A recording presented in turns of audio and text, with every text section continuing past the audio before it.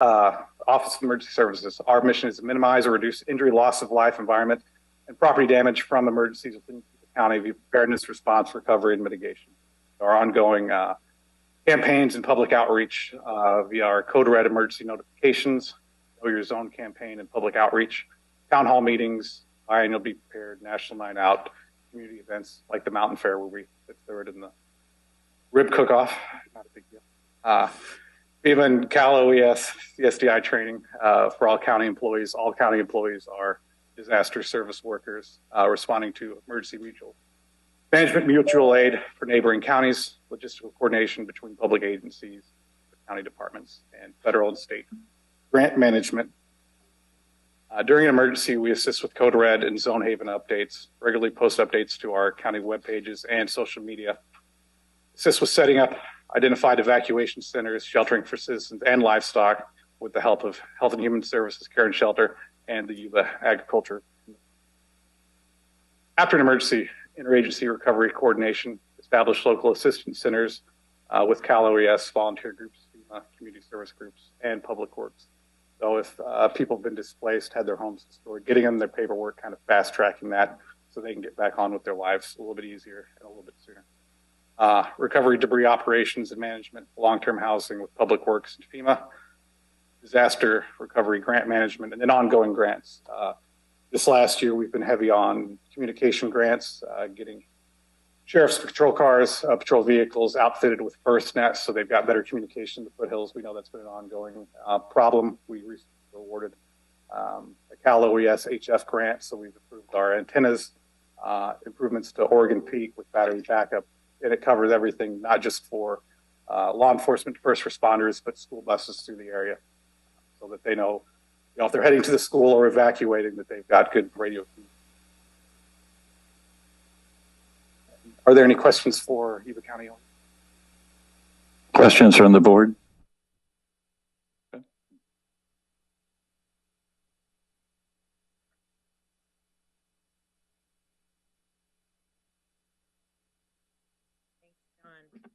You guys, oh, sorry. Hear me all right?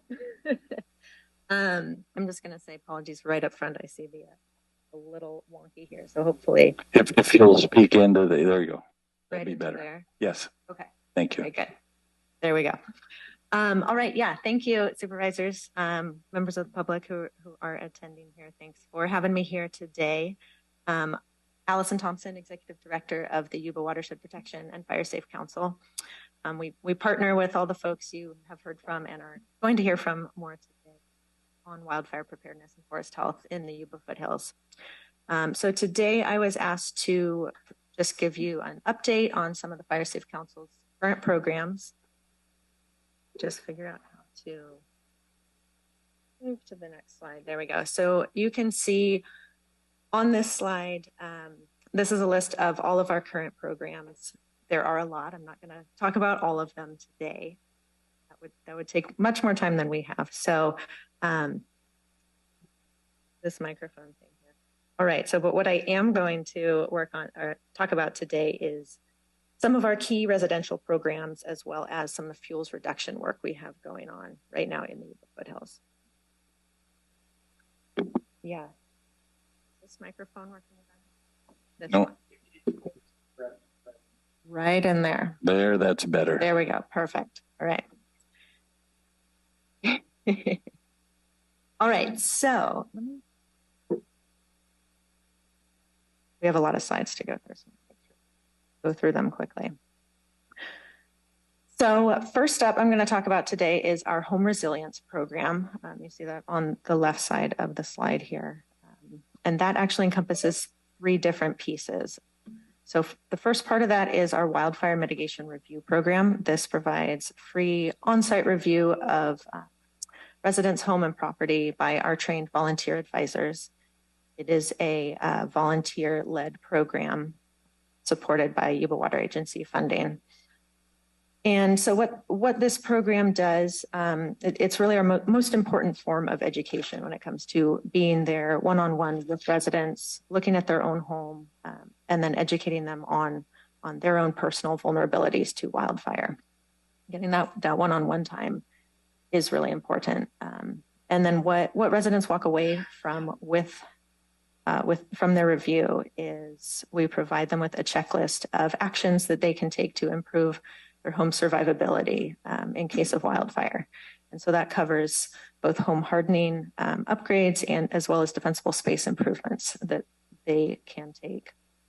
And I know, there are a lot of residences out there in the foothills that are not well prepared. There certainly are some that are well prepared, but no matter how prepared you think you are, there is always more you can do. And there is always somewhere that embers can get in. So we really encourage everyone to take advantage of this program. It's, like I said, it's totally free.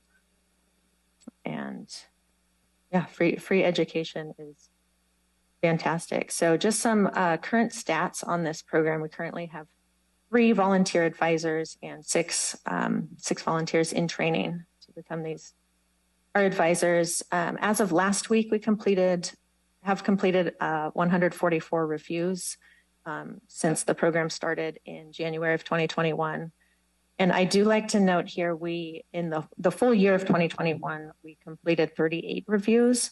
And so far this year in 2022, we've almost tripled that number just in the first less than 8 months. So interest is really increasing. And yeah, it's been a good program to get the word out to folks. Last note I have on that slide is we're also working to coordinate this program with the California Fire Safe Council. They have a similar program, and we just want to make sure we're aligned with their efforts at the state level as well. Allison, before you move forward on that, so we have probably thousands of homes that could use this.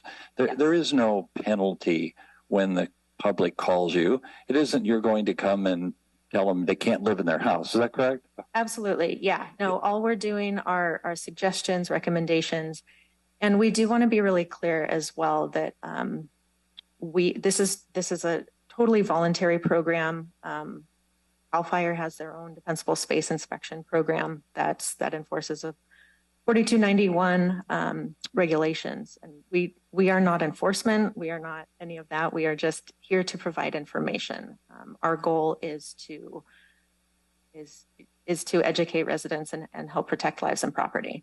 So clearly your objective here is to help them survive a fire. Yes. And exactly. That you're there voluntarily, yes. No charge to the public.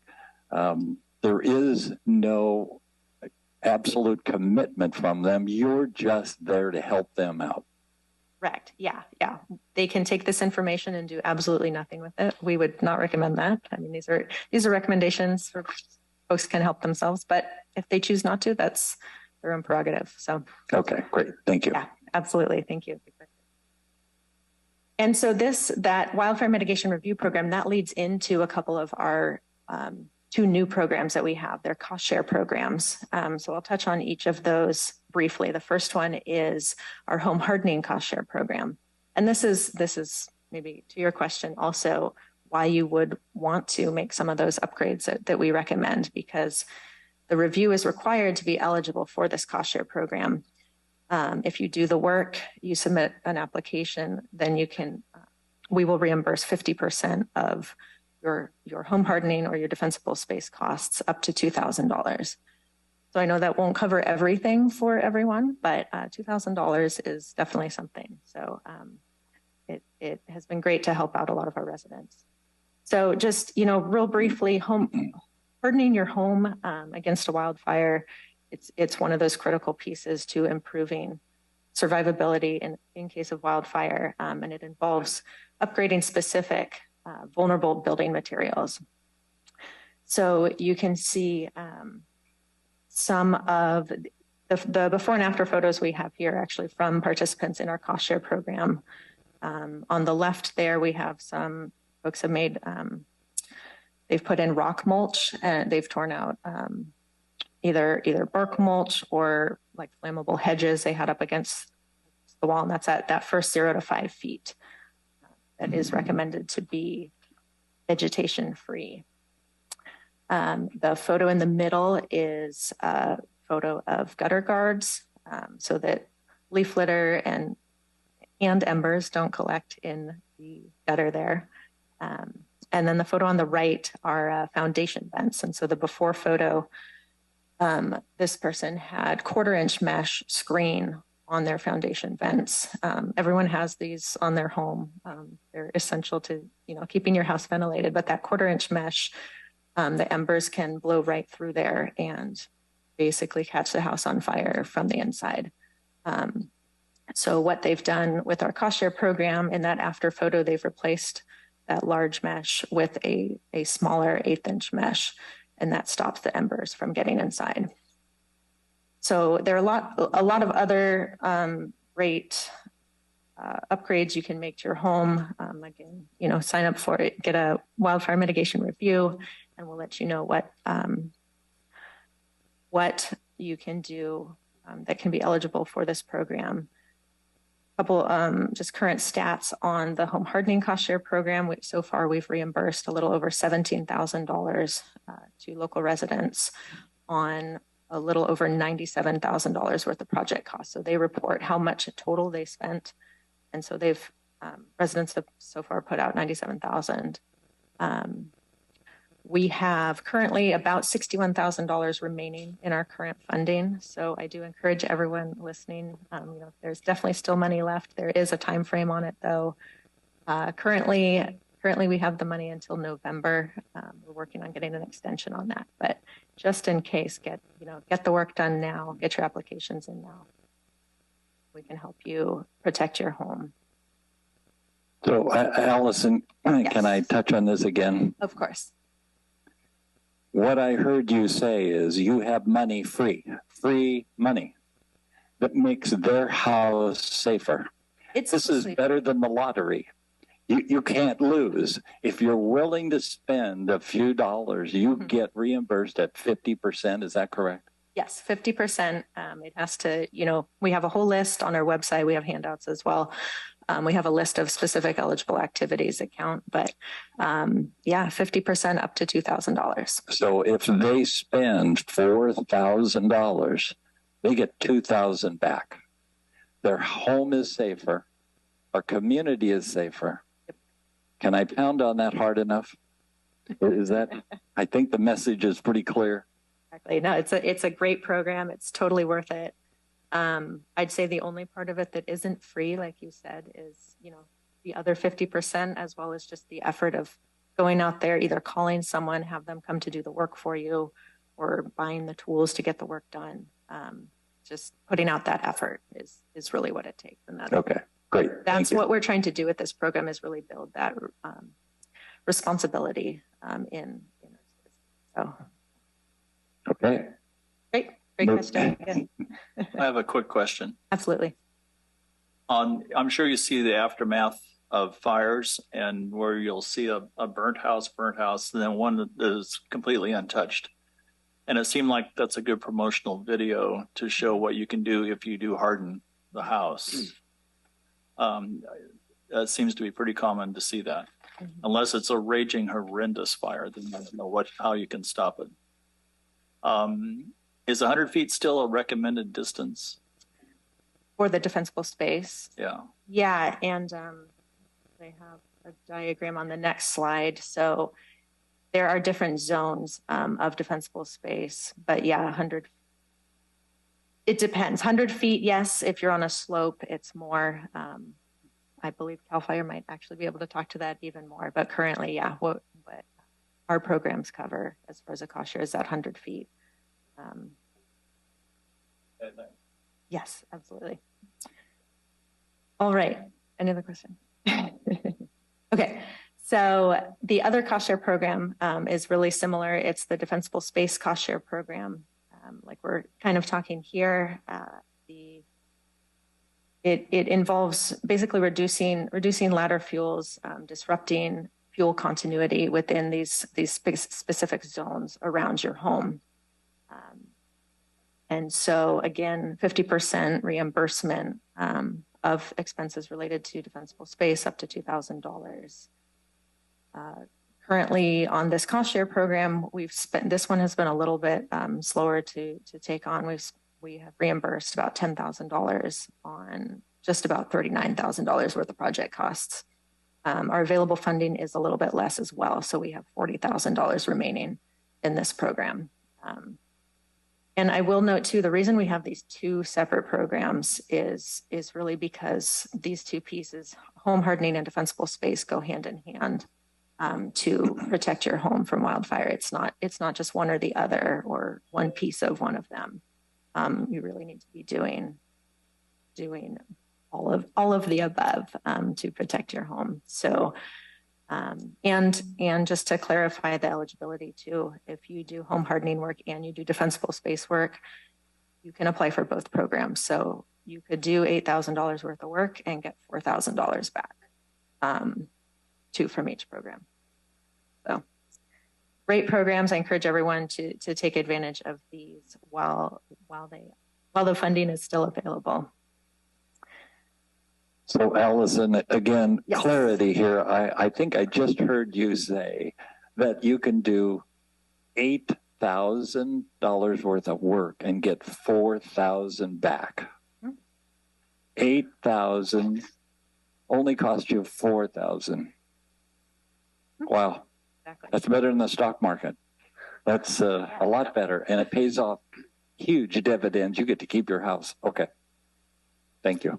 What we've heard from some folks who've gone through these programs as well is they're planning to use the money that they were reimbursed. They're using it to put it into additional work on their homes. So they just say, hey, this enabled me to just do that much more work, which is what we love to hear. That's so important because like we all know the work both out in the woods and here right on our homes, like it is. Sometimes it feels kind of endless. There is a lot of work to be done, but step in that direction. So. All right. So that was some of our key residential programs that I wanted to touch on today. We definitely have others. I encourage everyone to go to our website, yubafiresafe.org, to check out more about those and the residential programs. I also wanted to touch today on our current fuel reduction projects that we have going on. And so I am going to go a little bit more in depth on both of these, but first I will cover, we have a series of shaded fuel breaks in the Oregon House, Dobbins, Brownsville area. And the main goal of these fuel breaks is to serve as anchors for fire suppression activities and protect all the communities in the area. Really try to slow down a wildfire in certain conditions. It's kind of there. So, and then the other main piece of our fuel reduction projects is we do roadside fuel reduction work, and that really supplements Public Works' efforts. And so the main goal there is to provide safer evacuation routes and access for first responders in case of wildfire, and then also to help reduce a chance that any spark along the roadside will then take off into a wildfire. Less vegetation along the roads, less chance for the fire to take off. So on the shaded fuel breaks, we have some great landowner partners who are working on this network of fuel breaks that you see here in the bright colors. I guess they're a little faded on the screen, but you can see the blue and the red there. And so our network of fuel breaks are those long winding bright colors on the map. What the map also shows is Yuba Water Agency's Yuba Foothills Healthy Forest Project, and that's shown there in gray. And I just like to show these two projects together because it shows how they create this even larger network of fuel breaks across the foothills and shows a lot of the great work that's going on in the area. So actually, let me go back to this one. So thanks to some U.S. Forest Service funding, the fuel breaks that we are specifically working on right now are 3 different stretches. So if you can see my pointer, here's on the red stretch here, that's the Oregon Ridge fuel break. And then the center area here of the blue is the Brownsville fuel break. And then we actually were just recently awarded additional funding to continue this blue fuel break. So we call it the Brownsville Organ House fuel break. So it extends this blue fuel break down to Organ House and then also up to the northeast here into Brownsville. And so we have, like I said, we have funding for these three different pieces. It's a total of a little over 1,000 acres on private land.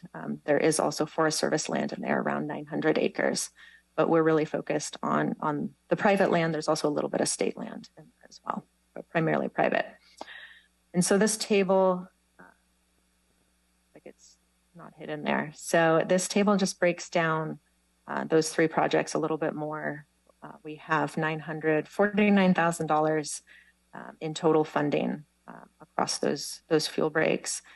So far, we started implementing last winter, and so far we've completed 408 acres in total, and we have 651 acres remaining that will start in on again this winter once we get some more moisture, because these are primarily mastication projects, and we cannot be running the masticator in the summer. That could spark a fire.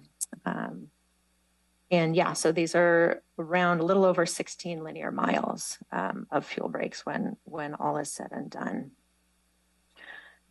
So the next couple slides, I just have some before and after photos of what's been completed so far. So these are before on the left, after is on the right. This is the Oregon Ridge fuel break. And Oregon Ridge, there are some sections that are actually just a maintenance treatment. So that work, the initial entry was, I actually don't know the date off the top of my head, but maybe a couple decades ago. And so they're coming back in there, removing those seedlings that you can see on the left there, just to create a nice shaded fuel break. This is another photo of the Oregon Ridge fuel break. You can see this, I don't believe, had previous treatment. So that the before on the left was kind of a brush field with a few trees poking out. And you can see once we've cleared that, it really opens it up, really reduces the fuels and creates a really nice shaded fuel break there.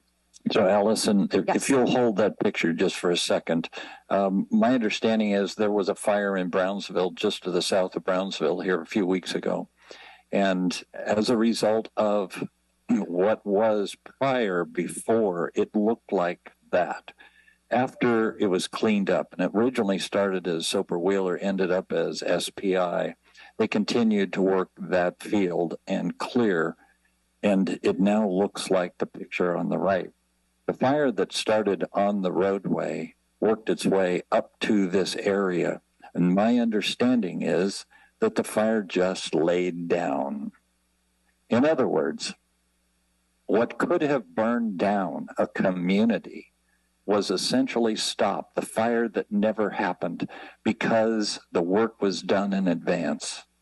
And I can't say enough good things about SPI, Soper Wheeler, about clearing and cleaning that saved a community from a fire. It never happened. And let me tell you, what I'm hoping at the end of the year is we have no celebration that there was no saving. It just never happened. And it was because of the work that was done in advance. This picture says 1,000+ words.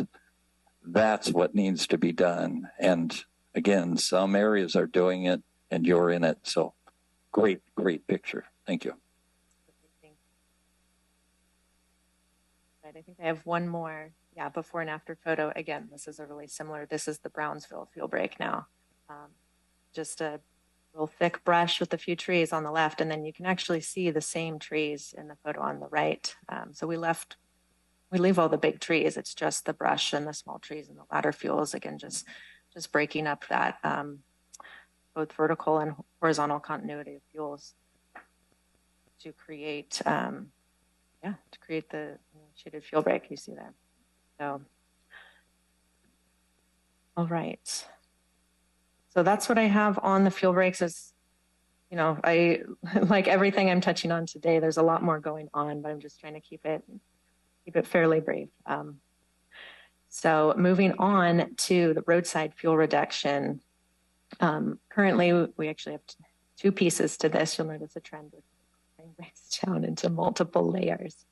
But first up is we did some right-of-way clearing on Willow Glen Road, actually where that fire started that Randy's talking about. So we kind of had actually two layers of protection there, this roadside clearing, and then the fuel rake was just. Can you pull that microphone closer, please?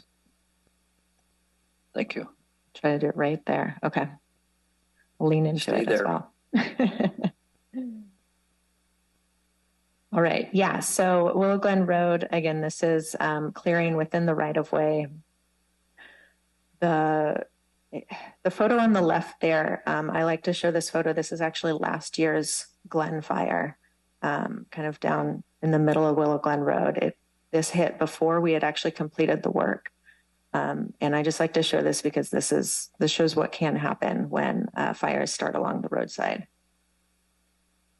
I'm realizing that the brown trees aren't coming across great on the screen here, but it is a lot of what you can see there is brown from the fire. So yeah, that just kind of demonstrates the importance of the preventative work that we're doing, because if we don't clear that vegetation, then you can see the fire well. So on Willow Glen Road, we had a hand crew and a masticator out there last winter. That's those guys on the right there. And we are working on getting a spray crew out this fall because it is already growing back with a vengeance. So that's all on that project. I want to move on to our larger roadside fuel project, and that deals with reducing fuels beyond the right of way. So this photo on the screen is a street view of Marysville Road. As you can see, Public Works does a great job of clearing the right of way right alongside the road there. But then you can also see this wall of brush and fuels right beyond that right of way, and those would just explode in a wildfire, and they would make evacuation and access for first responders really challenging in certain wildfire conditions. So what we're doing with that is we have, oh, and this is where the slide, I apologize for the slide formatting, but we have recently completed the project-specific analysis, otherwise known as a PSA, for all county, private, and county service area roads in the 5 foothill fire districts. That's what you can see on the map there. All those lines are all of those roads in the foothills. And so what this PSA does is it provides environmental documentation to allow us to reduce fuels within much larger buffers along the roadways, larger than the right-of-way. So we'll be able to treat 150 feet on each side of county roads, as well as 30 feet on each side of private and county service area roads. So what you're seeing on the map there, that is just shy of 13,000 acres of treatment area that we'll be able to treat. That's 555 miles of road. The very large area. It's going to take a long time, a lot of work to complete, but it, as you can see from the, that was just one photo that I showed you on the last slide. You could take a photo almost anywhere. It all needs significant work. So, so that is the environmental documentation we just completed. That was just approved in July, and then phase 1 implementation of this work is about to take off as well. So we were just awarded about $1.5 million from CAL FIRE, plus a $240,000 cost share grant from Yuba Water Agency to implement this fuel reduction work, these extended buffers along the roadways. And that'll be in the area you see here on the map in gray, just on the north side of Dobbins and Organ House. So currently we are in the process of hiring a forester to manage the field portion of this project, and we do expect implementation to begin sometime in the next year. So this is just one more map. This is just a zoomed in version of the map on the last slide. This kind of shows the density of structures in the area. And one more photo of the project area. This is Frenchtown Road, which is a key evacuation route for Brownsville. Say if Willow Glen or LaPorte Road gets blocked for some reason, Frenchtown is a big one, and you can see the walls of brush right along the side there. Fun fact, actually, that zone, all that brush is due to the Williams Fire from 1997, which is actually what kind of instigated creation of the Fire Safe Council. So in some ways we are here because of that, and we are back reading it. So Allison, Yes. Your plan is to remove all of that brush on both sides of this road. Is that correct? It won't be all of it. We, because of the environmental rules and regulations, it'll be basically a shaded fuel break again. It depends on the vegetation type and all kinds of different factors. So we won't be slicking it off, but we will again just be disrupting that horizontal vertical continuity of fuels. I want to say in the brush it's maybe a 30% retention rate. So there will still, there will still be habitat for the species that need habitat out there, but it will really break up those fuels and make it a lot harder for fire to get started. So when you're finished with that, will you be bringing back a presentation to show what this looks like after the fact? Absolutely. Very good. My pleasure. Yeah. All right. So I am almost done here. I wanted to touch briefly on the Community Wildfire Protection Plan, or the CWPP. So we have one in place, we being Yuba County Foothills. We have one in place that was completed in 2014. But it is in need of an update. So I think this is a great conversation we're having here today that the CWPP also kind of feeds into. So Frank and I have been talking recently about working together to lead the update to the CWPP. It's going to involve all the stakeholders in the region, including everyone here in this room. The goal is to identify and prioritize both our local wildfire risks as well as areas for treatment and how we approach that long term. So yeah, again, I think it's like I said, it's a great opportunity for us to improve our strategic planning and coordination when it comes to wildfire in the region. And I might be a little biased on this, but I do really think wildfire is one of the largest threats facing our county today. So the more we can work together, the more progress we can make on this, the better. So trying to breeze through all that. I am happy to take questions now or later. Sorry about the microphone. Questions from the board? Questions from the public? Charles? However,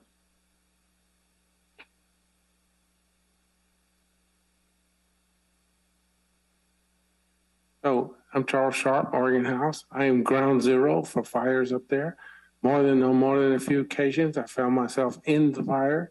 You look out, you see the smoke, and you wonder, first question is, which way is the wind blowing? Second question, have they brought in the big jets yet? And anyway, so the fuels reduction and all this is a wonderful effort by the county. Happy to see it. I'm also running for the seat on the Dobbins Oregon. This is not a political campaign. Well, I want to say that they need to be more outreach. This is not political. Right. Anyway, so all the agencies in the area need to be on board and cooperate together to help do the best we can to improve our fire protection system. Is that all right? Thank you. Your counsel, Sharp, Mr. Sharp.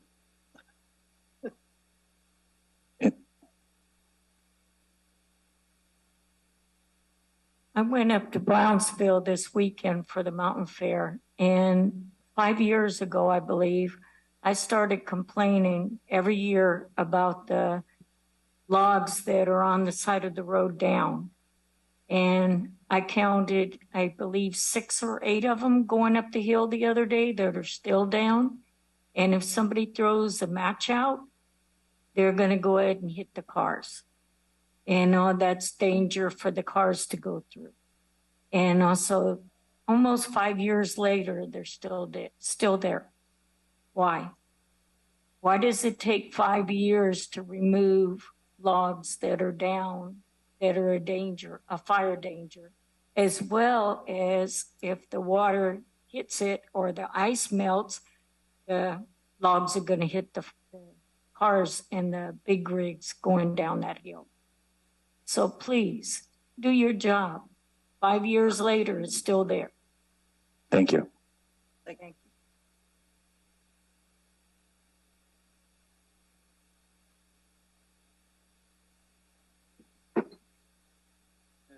For the next presentation by the Plumas National.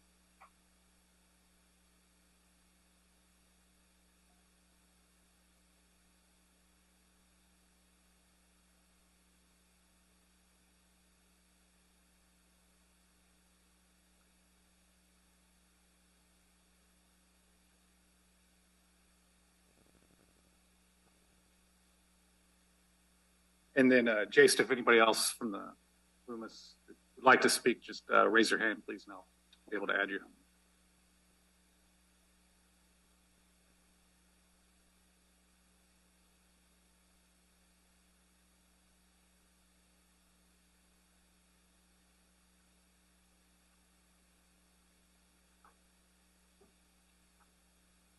Good morning. Can you hear me?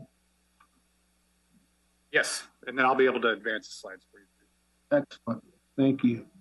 Board of Supervisors and Yuba County residents, my name is Mitch Wilson.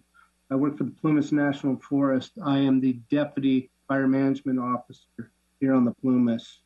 So what we see here on the screen right now is the fire history of the area of the Plumas National Forest, Butte County, Yuba County, and the Tahoe National Forest with the different fires. So to go through the history of the fires, the number one fire most destructive was the Camp Fire in 2018. It was 153,360 acres, 18,804 structures lost, and 85 fatalities. Can you identify which area on, do you have John, do you have some way of identifying that? There we are. Great, thank you. I believe that's the Dixie right there. It's on the other side of the North Complex. It's in pink. Yes, right there. That's it. The second, or the second fire that we have is the North Complex. It's the 7th largest fire in California history. It went 318,935 acres. At the time, it spotted over the middle fork of the Feather River. We had high red flag warnings for high winds. The fire made a run of 258,000 acres. It went 38 miles in less than 12 hours. There's 2,352 structures lost and 15 fatalities in that fire. And that fire is in yellow right there, right next to the camp, just to the east. The third is the Dixie Fire, and that happened in 2021 last year. It's the second largest fire in California history. It was 963,309 acres. There was 1,329 structures lost. There was one fatality. This fire it started on the west side of the Sierra west slope and burned to the east, then burned to the north to the Cascades, and it ran back on itself going south. The communities that were affected were Greenville, Canyon Dam, Janesville, and all the communities up and down the 70 corridor, all the way to the Quincy.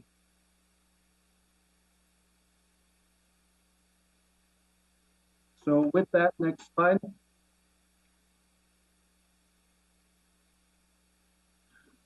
Prior proper planning prevents problems. Help us help you guys be in the community of Yuba County with defensible space.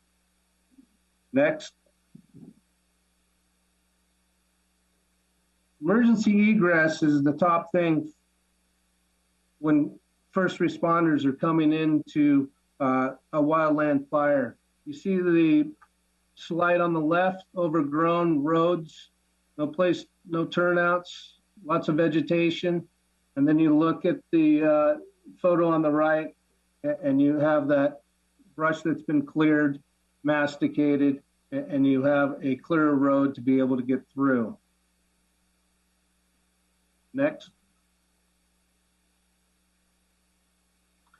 So these are fuel treatments. The one on the left is prior, and the one on the right is similar to the photos we saw earlier. And this is on federal ground, and it's clearing the brush out and giving us a safer work environment as first responders when we come in. This is a mastication project there on the Feather River Ranger District, up in between Challenge, Clipper Mills, and also Strawberry area. Next slide. This is biomass removal. You see the photo prior, thick brush, and went in and we did mastication, and it was thinned out the trees for the spacing. Good defensible space. Fire will drop down to the ground. It doesn't have a chance to run through the brush and the crown, which really gives us a hard time fighting fires and getting close to it. Next. Okay, this is Greenville, California. The slide when it's coming in to Greenville. The one on the left is it's peeking over the ridge, coming that way. It's in the crowns. It's moving.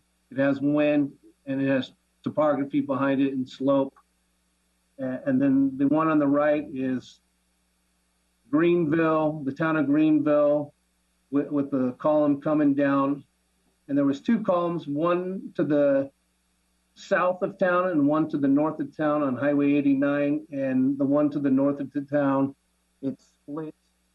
And there was three headers that came through the town of Greenville. The power behind that was tremendous. The heat wave that came through, the convection heat, and the spotting with embers just went all over the town. We tried to pick things up. We were unsuccessful due to first responders and survivability. So next slide. This is the aftermath of Greenville when those columns came through. And this is what we don't want for our communities.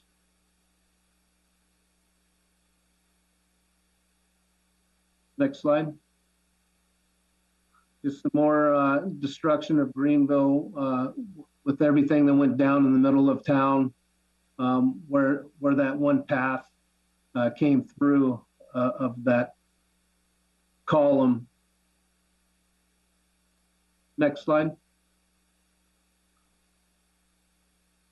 This is the one that was south of town that rolled in. We got hit by 3 different waves, had to back out for first responders' safety and the public safety. We're doing evacuations at the same time with the Sheriff's Department, Plumas County, and CHP. So when you're told to evacuate, please evacuate. It's for you guys' own good. These fires are moving at a rapid rate of spread.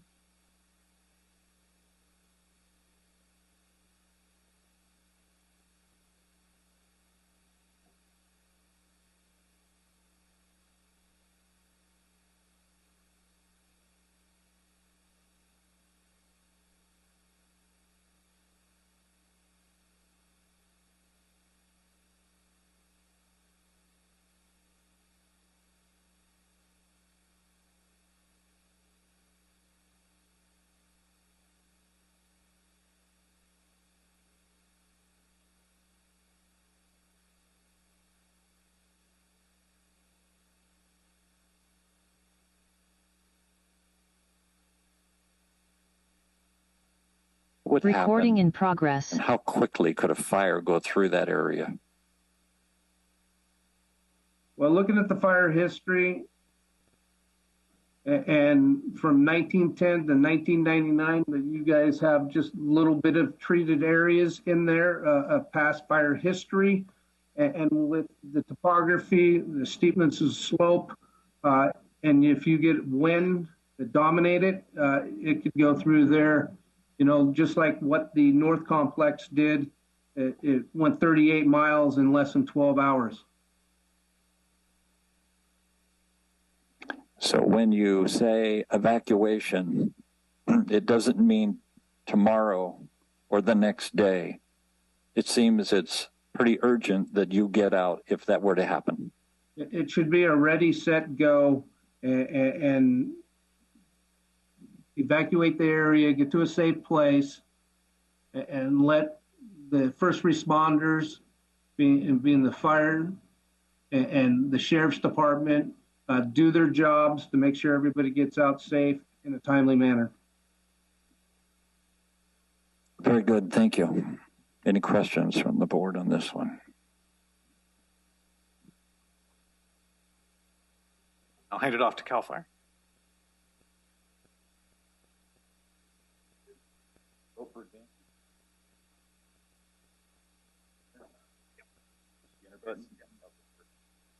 Hey, well, good morning, Chair Fletcher, members of the board. Thank you very much for giving us the time to speak to you this morning. My name is Brian Estes. I'm the fire chief for CAL FIRE for the Nevada Yuba Placer unit. And so I know your clerk is probably looking at us like we're burning her schedule up this morning, so I will try to be as brief as possible. But you take all the time you need. Thank you. Please. I just wanted to start off with talking about our commitment to Yuba County specifically and our history here with, our history as a department starting way back with the Division of Forestry when the Yuba Ranger Unit was a standalone unit from the 1930s through the mid-50s. And as many of you probably know, the original Caltrans yard out on Highway 20 in the northeast part of town was our original Ranger Unit headquarters for the then Division of Forestry when each county had its own Ranger Unit.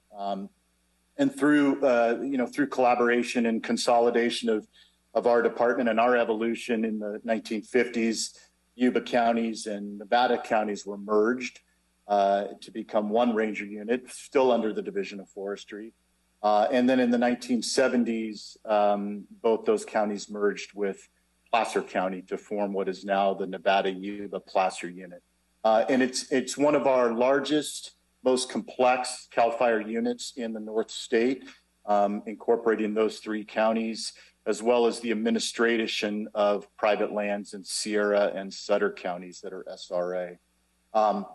So it's a tremendous job and responsibility that I have. And I want to thank my partners here that are with me today, my Deputy Chief of Operations, Chief Jim Hudson, and our North Division Chief, Jim Mathias, who is probably a very familiar face to some of you and our partners here in the county, and he oversees the day-to-day operations in Yuba County. So I'm going to give us a little bit of an update from our operations and our statistics from last year, both statewide and specifically here in Yuba County, and where we're at in 2022 and moving forward. So statewide last year, and some of these figures on acres are going to incorporate both federal lands or public lands as well as private lands. But, 2021 was very typical of what we've seen over the past 5 to 7 years of very long, destructive fire seasons, atypical of what we're all used to seeing, and frankly, a little different from what we're seeing this year, which was a more of a traditional ramp up. We'll see what the late fall and late summer and early fall brings us. But last year, statewide, we experienced over 8,000 wildland fires. In those fires, we had 2.4 million acres burned, and not all of that was on private lands. A lot of that was on public lands. And in those combination of acres, we had over 3,600 structures destroyed. We dropped over 17 million gallons of retardant on those fires. We arrested 121 arsonists last year, our arson and bomb investigators within our agency. And we expended over $1.1 billion in the extinguishment and mitigation of those incidents. You know, we are a general funded state government department, but we also access what's called the emergency fund for the suppression of those large damaging fires. And while we have probably the most robust mutual aid system in the world in our allied fire agencies that respond to agencies regardless of jurisdiction, it's not cheap. And it does cost the taxpayers a lot of money. And some of my partners here today talked about the efforts toward prevention. And I think prevention is worth, as Chair Fletcher said, you know, that those efforts in prevention are worth sometimes a lot more than the money spent on suppression. So as we break it down into the Nevada Yuba Placer unit more locally here, we had 361 wildland fires across our unit in those 3 counties with over 4,800 acres burned. That's right in track, just a little bit over our 5-year average. We did see over 210 structures destroyed last year, and the majority of those structures were lost in the river fire, which spanned Placer and Nevada counties. But we also had some destruction of private property here in Yuba County. And currently we have multiple arson investigations still continuing across our unit in all 3 counties. This graph shows a little bit of the destructive nature that we've seen in our recorded history. We basically started recording fire history, acres, and destruction in the early 1930s. And if you look at the top 20 most destructive California wildfires, and you start out with that piece of the pie that's gray, that spans 1933 through 1999. And then that blue span 2000 through 09. And then you see that expansive yellowish 10 through 19. The majority of that was obviously the Camp Fire, almost 20,000 structures destroyed. But then establishing a continuing trend of 2020 through 2021 with some very, very destructive fires. If you look at a similar graph with the largest fires, you would see that the red and the yellow are going to take up the majority of that graph. CAL FIRE's mission statement and our goal as a department, we protect private tax-paying land across the unincorporated areas in California, 33 million acres. We do not manage public lands in any manner, shape, or form. So in some ways, it makes our mission a little simpler and a little cleaner. We are responsible for that mitigation of wildfires on private lands. Our goal is to contain 95% of new fires at 10 acres or less. And typically speaking, across our department and in our unit, we run about 97 to 98% success rate on that. As Chair Fletcher said, we don't want to hear about fires. We don't want to see them on the paper. And at the end of the year, I don't want to come and talk about how many acres were burned or how many communities were destroyed. If I'm doing my job, you're not going to hear about the vast majority, 97% of those fires you're never going to hear about. And frankly, we run anywhere from 3 to 4 fires a day across our unit that you never even hear about. So that's a success to that mission statement.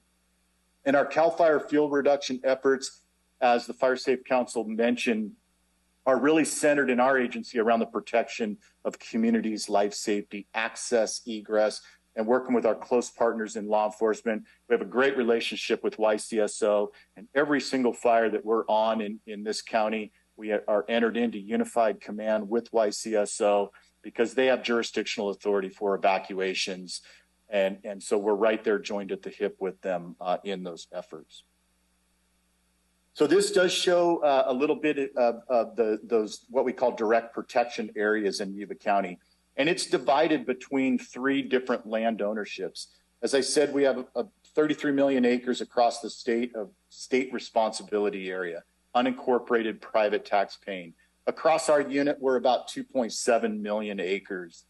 And that is identified by that big yellow band across the middle of Yuba County. To the east and northeast is FRA, or federal responsibility areas. And that's typically going to be either U.S. Forest Service, BLM, National Park Service, BOR, Fish and Wildlife. But in Yuba County, we have kind of a unique environment, and that's that patch of green down in the front country, which is Beale Air Force Base, which is federal responsibility area, even though it's not national forest lands. And then the white areas are identified across the state as local responsibilities. And those are your municipalities, typically identified as cities, incorporated cities. Not always, but typically. In those areas, we do not have any jurisdictional or fiscal authority for the suppression of wildland fires. But we do, as part of our mutual aid system, assist those local municipalities with those threats from wildfires. This graph shows a little bit of the history just over the last 3 years, 20, 21, and 22. Shows a snapshot of some of the fires that did escape that 10 acres or less. And as you can see, the numbers aren't tremendous on private lands, but each of those years we've had one that has been significant in nature. This year being the Rice's fire in late June of this year, which burned almost 1,000 acres. But, frankly, we're very proud of the fact that we kept it out of the Yuba River drainage and from impacting the communities of Dobbins and Oregon House. It was a really, really aggressive initial attack by all agencies, and very proud of those efforts. So in 2022, our fire season updates year to date, statewide, our department has run about 350,000 all-risk emergency incidents across the state. Of those incidents, about 5,000 of those have been wildland fires. And across the state, we're looking at about close to 30,000 acres that have been burned. Far lower than we've seen last year and in the past, say, 5-year average. But frankly, we're really moving into what I would call our peak part of the fire season. And the fuels are so stressed right now from the drought and the hot and high temperatures that we've seen that I'm really looking at, late August, September, October, and even sometimes the beginning of November. We just haven't seen those punctuated storms like we're so used to seeing in late September and early October. Here locally in NEU, thus far we've run just over 23,000 responses across the unit, and 309 of those have been wildland fires. Hopefully you haven't heard about most of those 309, which means we're doing our job. We have seen over 1,600 acres burned and 27 structures that have been destroyed. Specific to Yuba County, we've seen just over 1,000 incidents across the board, and 43 of those have been wildland fires here in Yuba County. So as we talked a little bit earlier with some of our presenters, we've seen fire prevention grants totaling almost $8 million for this year across our 3 counties. Specifically in Yuba County, we've seen the Forest Health Grant and Yuba Water Agency totaling $4.5 million, and our fire prevention grants, which are really the ones we concentrate on those protections to communities, totaling about $1.5 million. Our staffing is full right now. We're at peak staffing. All our positions are 100% full, which gives us at peak 22 frontline staffed engines, 4 hand crews, 4 dozers, and over 430 personnel online. This year, we were fortunate. We added a Type 2 initial attack helicopter at Auburn headquarters in Placer County and a Type 1 initial attack helicopter in Truckee Airport. Both of those are able to and respond on all wildland fires at high-level dispatches, including here in Yuba County. And our in response to some of the lowering numbers of our CDCR program, cooperative program we have for our inmate firefighting camps across the state, we've seen an uptick in our National Guard hand crews that have been placed into service. Most prominently here in our unit, we have one staffed at Nevada City Station 20 that was permanently funded with captains and supervision for that crew on July 1st. Here specifically in Yuba County, we see the benefits, and every single day hear the engines from the aircraft at Grass Valley Air Attack Base, which is our air tactical platform, and 2 initial attack air tankers. On the ground, we have 5 engines fully staffed, 2 at Smartsville, 1 at Loma Rica, and 2 at Dobbins. We have 1 dozer at Dobbins and 2 battalion chiefs that cover both the 20 corridor and the northern end of the county, as well as a very proud history of our cooperative fire protection agreement with Loma Rica Browns Valley Fire Protection District. So if there's any questions, I'd be happy to answer at this point, but just want to thank you for all your continued support to CAL FIRE. And I also want to just let you know how important our relationship is with YCSO and our law enforcement partners here in the county. We absolutely could not do it without their response to fires and mitigation of evacuations and egress of our citizens. So thank you very much. Questions from the board? Just a comment, just a thank you. It seems this year we've had a lot of starts in Yuba County, more than I've noticed before, but I think between you and your partners, the vast majority of them have been gotten under control very quickly, and so that's appreciated. I was going to say about the same thing. It seems like there's been faster response this year, but I'm not sure if I'm right or not. Is that kind of an ongoing goal? I would say that we have seen the vast majority of our ignitions have been between Nevada and Yuba counties, or right on the border there. You're absolutely correct. I think we continue to see just a real commitment to our aggressive initial attack. But one thing I think that has helped us a little bit this year is we haven't seen the draw regionally and statewide to some of our resources. So for the most part, we have supported our partners around the North State a little bit, but there hasn't been those massive fires that draw on resources. So when we're fully stocked and everything's in quarters and in station, we can put a pretty big punch on things right off the bat. And we've been fortunate to be able to see that this year. Brian, a couple of quick questions. Your opinion, how important is it the community work with their homes, their hardening, their spaces? How important is that, your opinion? It's really, I appreciate you saying that, because I oftentimes kind of use this analogy of, a three-legged stool. The suppression efforts are always going to be there, and always have been and always will be there. And the prevention efforts from the government side or from the organizational side have really been taken, I would say, an increase, part of the picture. But the community involvement and the community responsibility, whether you're in the front country or up in the high country, is tremendously important to helping us.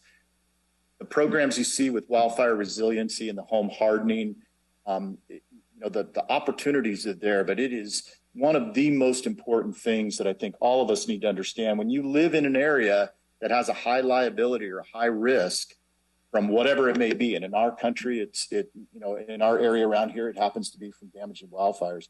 There is a community responsibility for each individual to take that onus in their own home, their own property. To answer the question, I believe that was answered or asked earlier about defensible space, state law, PRC 4291 is 100-foot defensible space.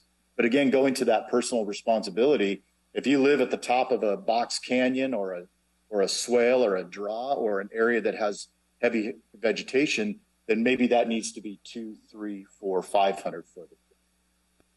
And then that ember zone we talk about is 5 to 10 feet directly around your residence that is completely impenetrable, meaning rock or concrete or something to where, as was said earlier, typically speaking, a flaming front is not going to be what destroys the structures. It's going to be embers getting embedded into siding, eaves, rain gutters, et cetera, et cetera. So yeah, one of the most important things we can have is that support from our community. Second question, is there anything that we are not doing that we should do that you've heard today? I don't think so. Not off the top of my head. I mean, the very fact that the county and the Board of Supervisors takes all the aspects of fire prevention and fire suppression so serious enough to allow us to come and speak to you today, I think speaks to the priorities of the board. And I think seeking grant opportunities, investing in the fire service to a point where you can reap the benefits. There's tremendous money out there. There's tremendous opportunities. You have to have the ability to go seek it out. And, the fire suppression side, fire stations, fire engines, people, it's an important part of it, but having the people to be able to seek out the grant opportunities and work collaboratively across multiple agencies is also incredibly important. So last but not least, let me join the rest of my board thanking you and what you do. What you do is priceless. It's not a job. It's not just show up and fight a fire. It's the dedication you show in all of this. So please spread that word to staff wherever you can from Yuba County and our board and our staff that you are a tremendous partner that we work with closely. We count on you, and always call us if there's something else you see we can do. So we appreciate you being here today. Thank you, Chair. Very much appreciate it. You bet. And before we conclude, I'd just like to say, and I think that the fire professionals here would agree, this summer we've dodged a lot of bullets. We're still in August, but thanks to the tireless efforts of U.S. Forest Service, CAL FIRE, our volunteers, local fire, sheriff's deputies, sheriff's posse, and all their hard work, we've managed to mitigate a lot of that. Are there any other questions before I conclude? Just a comment back to our staff, our county. You know, what I heard today is we are working on a plan. We have a plan, and we continue to expand that plan. And of course, one of the biggest part of this is the public. We didn't hear them comment today, but I hope they heard the message and will continue to hear the message. They're a big piece of the puzzle. And this is a puzzle. It takes everybody's part to make this thing work. And I think we're working in the direction of making it a safer community. So thank you for all of your presentations today. Very worthwhile. I would like to have a follow-up to see what we look like in another couple of months or at worst next year. There's a lot of work to do, a lot of funds potentially out there. And then how do we utilize those to make Yuba County a safer upper hills and even the lower hills? Fires don't know the difference. They'll spread wherever they need to. So everything we do is a benefit to our community. I completely agree. And we'll work on getting that next meeting put together as well. That's great. Oh, by the way, I was told there could be some meetings coming up in the foothills in Brownsville, Camptonville, Dobbins, Oregon House, where you'll be able to actually make contact with the public. Yes, we'll continue that, and then any of the community activities we'll be involved into. And that's on your radar to yes, follow up here in the next month or so. Yep, that is correct. Okay, very good.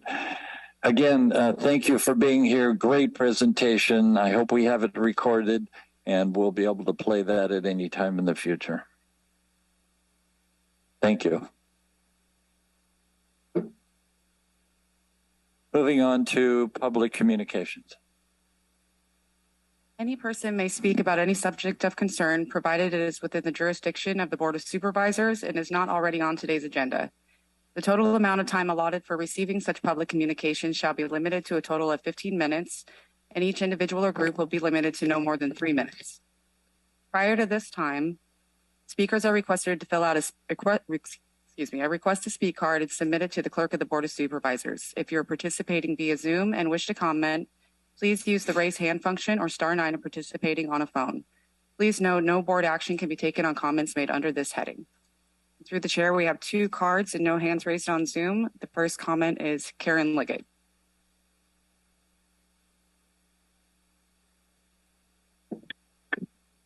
What I said earlier about going up to the foothills this weekend, which was Saturday, I also had the privilege of going in the irrigation area for the Yuba Water District Board, and I found out something, that they have been lying to you guys.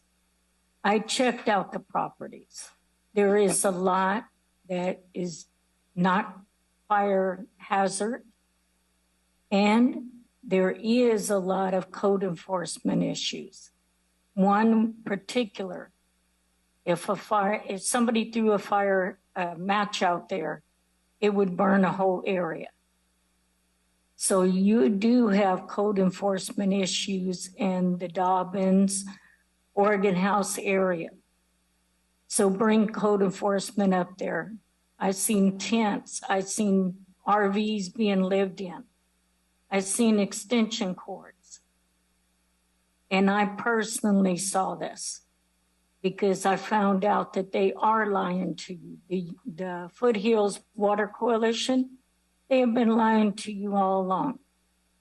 And I found out other things too, that they are wanting water for their illegal activities, which is their illegal pot grows, and farming to get illegal tax-free money at the farmers markets.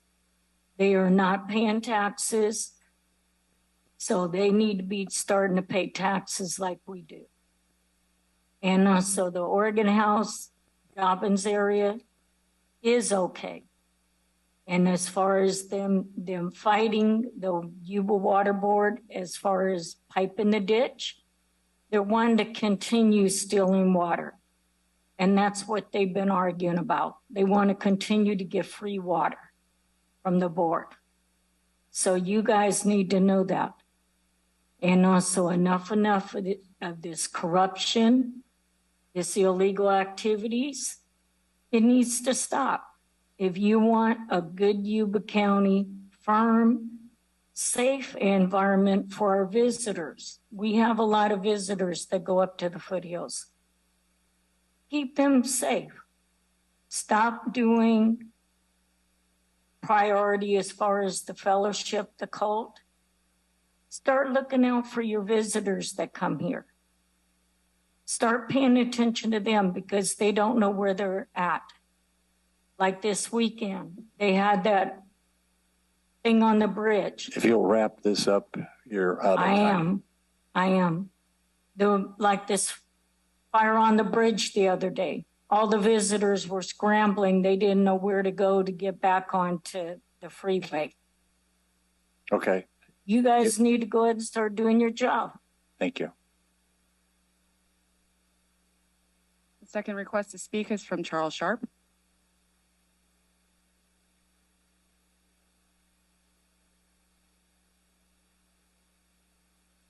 Good morning, Charles Sharp, Oregon House. I'd like to say one thing about the fire presentation. I heard several times, we are here to help you. Well, the you doesn't want help. They are not paying attention. They're busy with their lives. So the challenge for the fire people and the CAL FIRE is to reach out to people in the foothills and get them involved. And one way to do that might be through the schools. Do presentations at the local schools there and get the kids involved, and then give them the literature, and they take it back to their parents and say, look, we heard this at our school, as our house, could be inspected, and so you got a way to get your message into the parents that have the properties. It's just a thought. Anyway, gentlemen, this is public comment. It is not public comment and response. It is only public comment. I have two questions to ask. Have any of you reviewed and studied the county's general plan? Nobody. Oh, well, that was a kind of a trick question because you cannot respond. I would hope all of you would have studied and reviewed the general plan. I've submitted 3 pages to the meeting minutes. One is on the Housing Solutions Matchmaker Tool report provided by the National Association of Counties, which I believe Supervisor Bradford posted on social media. Thank you, Supervisor Bradford. I'm speaking fast. On the chart, Yuba County is at the bottom for having a high cost of housing and low value. On the second page, there is a paragraph starting with make the development process simpler and shorter. The third page is a result of a Public Records Act request to the Planning Department showing the times it took to complete a number of mapping projects. One can see this is a rough estimate of the efficiency of the county. The second question, has any one of you ever made such a request to staff? For me, I began a 5-lot parcel split on February 9, 2001. The list shows it took 306 days. To be fair, 135 days was surveying time, which is out of the county's control. The process is still not complete as the parcels are waiting for the assessor's office to assign an APN number. I have a buyer for one of my parcels, but they cannot get a loan without an APN. The assessor may not know this, but such delays are costing the applicants, the buyer, and the county money. Now consider if tomorrow morning, half of the county employees woke up somewhere in Rod Sterling's twilight zone. What would happen to Yuba County government? Nothing at all. Everything would just go on fine. Only county would have twice as much money to spend. It's true. Anyway, who decides how many people are needed to run the county? If you'll wrap this up, Charles. The department heads do. Anyway, that's all I had to say about that. Thank you for your time. Okay, moving right along to county departments. Item number 41422, approve clinical services agreement with the Peachtree Healthcare.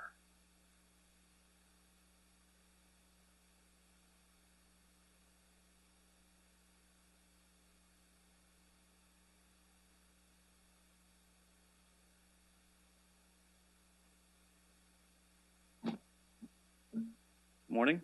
Good morning. Chairman Fletcher, members of the board. My name is Jeff Pask with Yuba County Probation.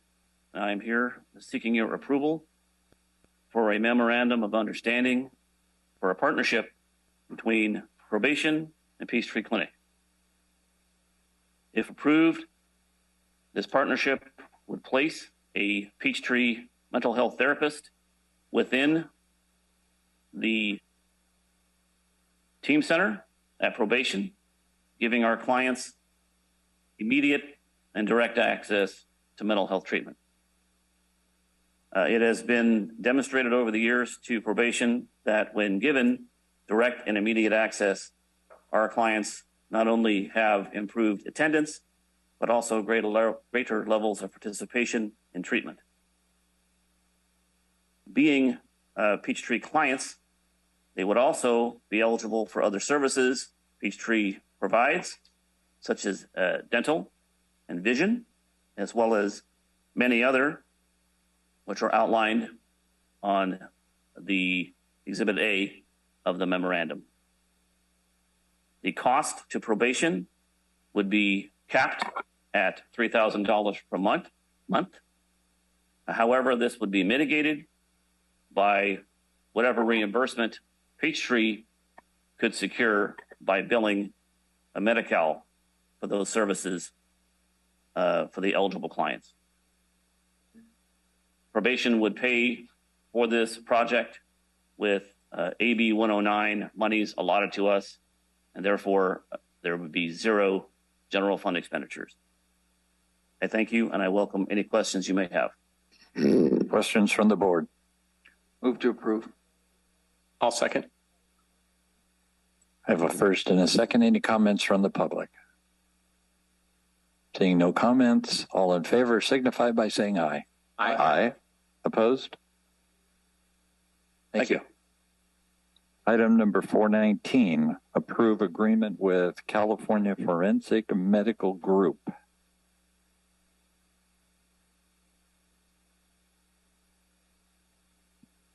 They're a little high, aren't they? Yes, sir.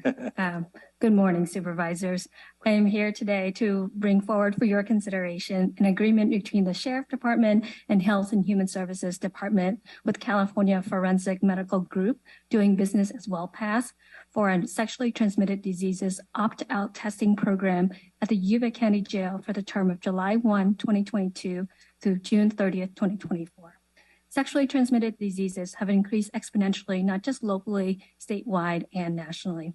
In the past 5 years, from 2016 to 2020, as the rates of chlamydia has increased in Yuba County from 401 to 415 cases per 100,000. The rates of syphilis has significantly increased from 17 to 84 cases per 100,000, nearly a fivefold increase.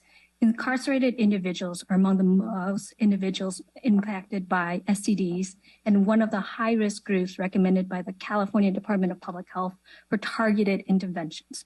So this opt-out testing program essentially would allow for timely diagnosis and, if positive, treatment for chlamydia, gonorrhea, and syphilis for these inmates. Timely treatment for STDs not only allows for reduction in further medical complication for the inmates, but also assists in reducing the risk of transmission to others within our Yuba County community. The intent of this agreement is to provide opt-out testing for each inmate for chlamydia, gonorrhea, and syphilis as soon as possible after booking to the Yuba County Jail.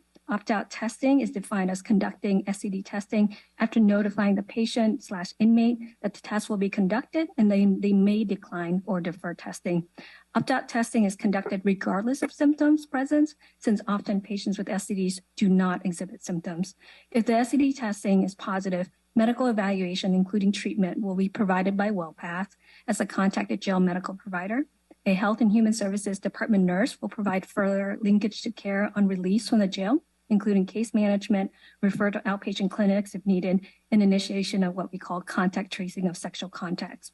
A social worker through the Health and Human Services Department will assist with connection to community supports, including but not limited to Medi-Cal, CalWorks.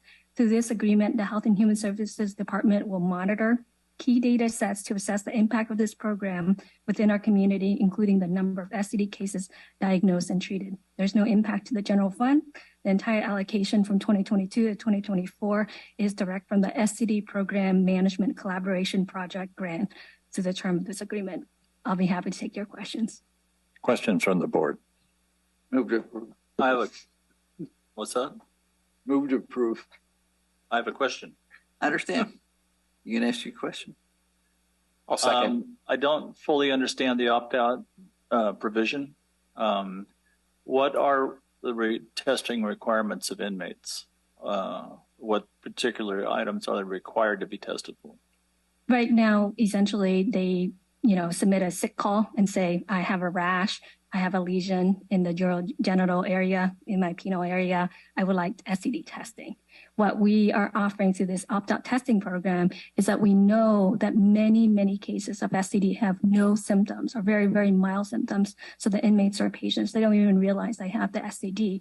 But then we offer to them as soon as possible after booking and saying, hey, this is our routine now. We offer you chlamydia, gonorrhea, and syphilis testing. And then they have the option to decline or defer and say, not now.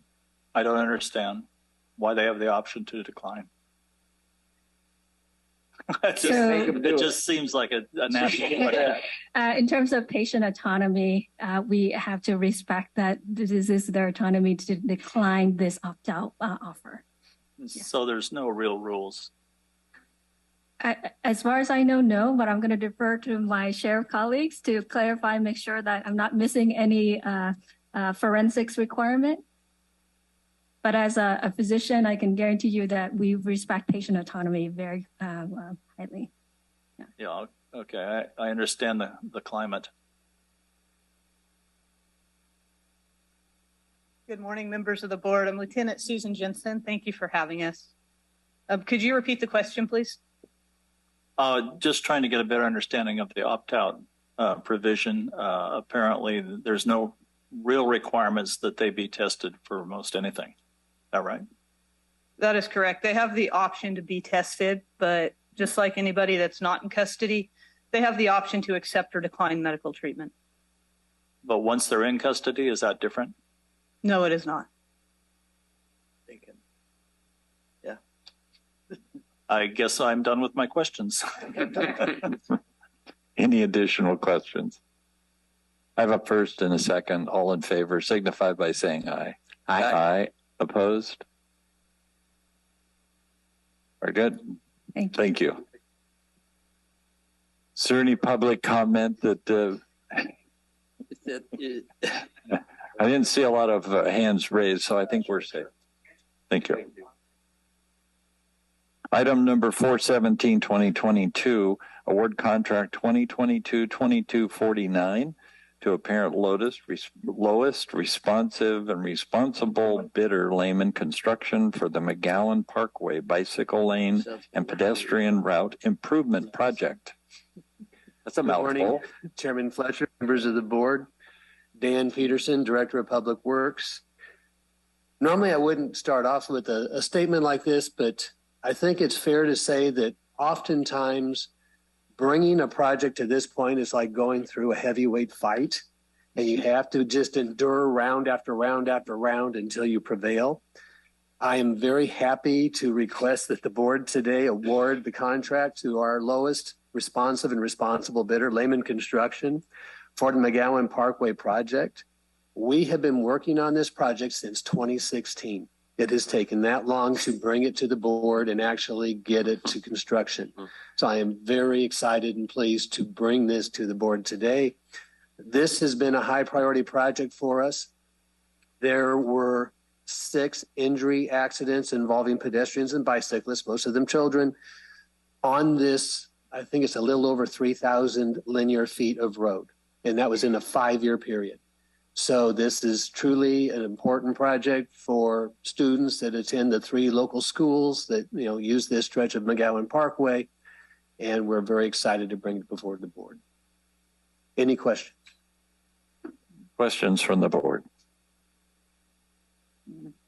Good job, Mr. Peterson. Questions from the public? If I could just add a little commentary on the funding sources for this. One of the funding sources I want to highlight is the county's ARPA funding, which is discretionary. We will have to adjust it at final budget, but we are recommending use of $1.8 million of the county's ARPA funds to put in the sewer line that will be under McGowan Parkway, and will be part of a larger scale project that Oliver's Public Utility District is doing in conjunction with the city of Wheatland to put in a force main sewer line to connect the city of Wheatland to Oliver's Public Utility District.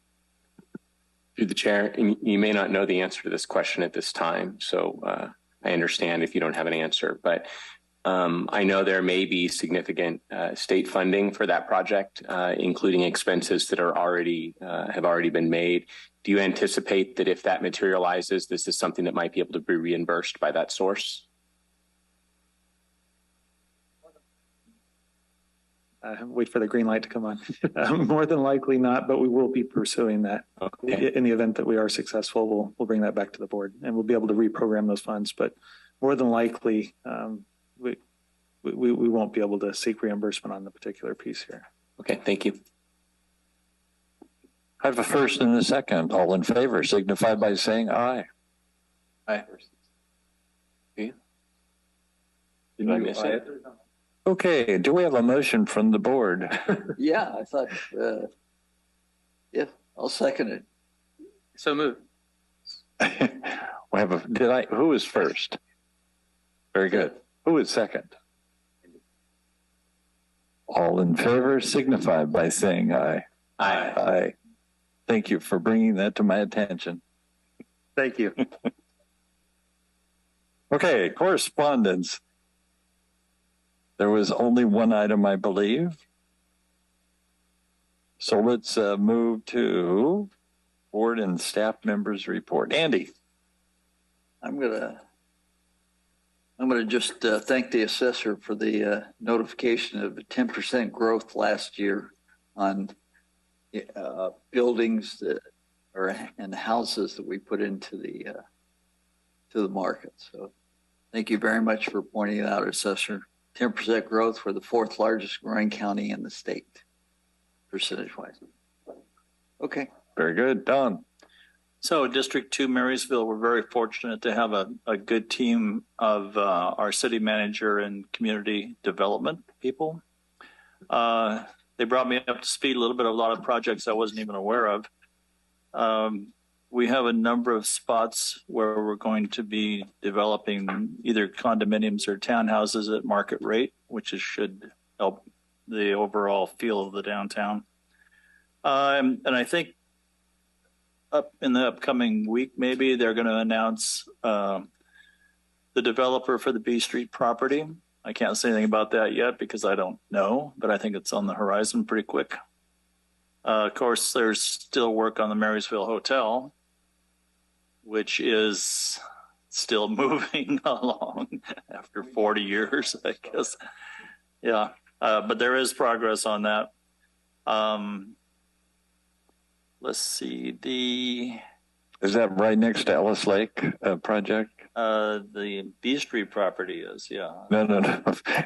In the speed of Ellis Lake is the hotel. Yep. Yeah, that seems to have shifted into a lower gear. Can we get any lower? They're trying to plan an upcoming meeting and a little different approach, I think.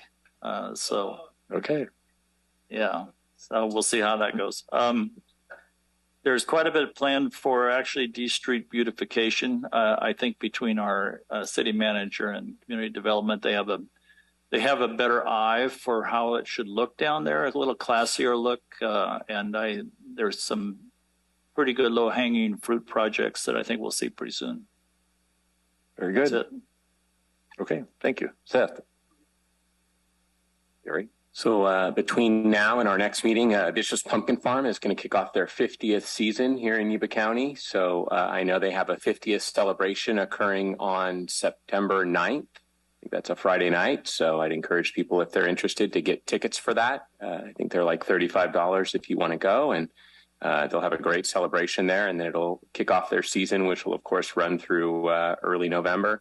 Also, last Thursday, I went and attended the Third Thursdays event at the River Highlands Ranch up in Smartsville. And it was a great event, beautiful venue. So next month, I'd encourage folks that want to experience maybe a little bit different part of Yuba County to get out there and check that out. So they had live music and food and drinks and games. And I think it was very well attended. We had multiple employees that I ran into there as well. So it was a great event. That's it. Very good. Kevin. I just wanted to make sure the board was aware that we are going to resume the employee appreciation outdoor barbecue celebration. COVID kind of put a damper on that for a couple of years, but the date is going to be Friday, October 7th. And it'll be at the outdoors again at the Marysville Pavilion area in Riverfront Park here.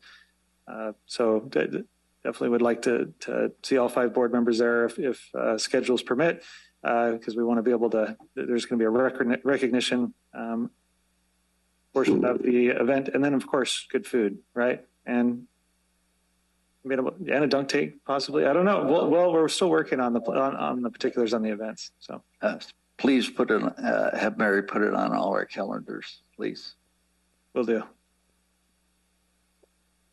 County Council, probably the most important individual of the day. This is a perfect day for me. I said nothing, and I have nothing to say. Thank you. What? Very good.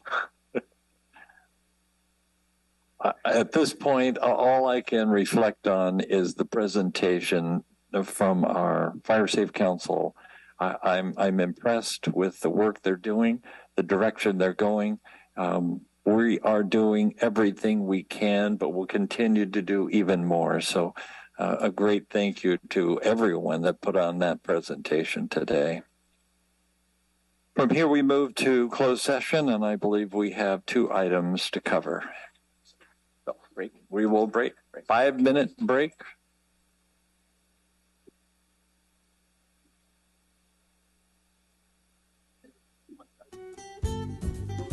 Yuba-Sutter.live's local government live streams are presented by Plumas Lake Self-Storage in Plumas Lake, where lifelong local residents are helping other residents keep things safe, providing indoor storage units, outdoor RV and vehicle parking, moving supplies, and Penske truck rentals. Details at plumaslakeselfstorage.com.